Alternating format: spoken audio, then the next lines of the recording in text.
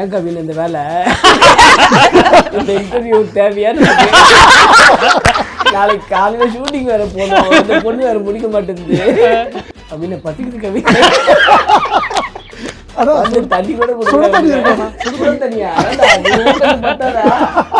படத்துலதான் ஊத்துனேன் எப்போ அதாவது பஸ்ஸர் அடிக்கும் போது ஐயோ நீங்க அடிங்க பஸ்.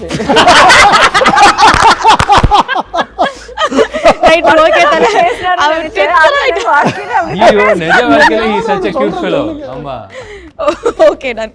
ஓகே ஸ்டார்ட் பண்ணிடலாம். கவின் எப்பவுமே ஒரு நல்ல கதை தான் சூஸ் பண்ணுவாங்க. அவர் நடிக்கும்போது எப்பவுமே இம்ப்ரூவ் பண்ணிகிட்டே தான் பண்ணுவாங்க.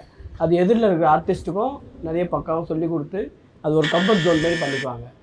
ஏன் கவின் இந்த வேலை இந்த இன்டர்வியூ தேவையான நாளைக்கு காலையில் ஷூட்டிங் வேற போனோம், அந்த பொண்ணு வேற முடிக்க மாட்டேங்குது. அடுத்த படம் வந்து எப்பவுமே சூப்பர் டைரக்டர் வச்சு செலக்ட் பண்ணிட்டு இருக்காங்க.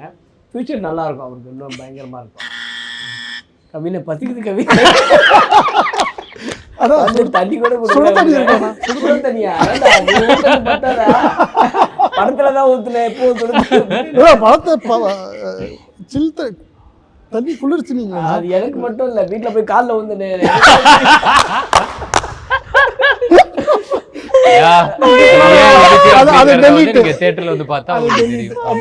அந்த அளவுக்கு போயிருக்கு அப்படின்னா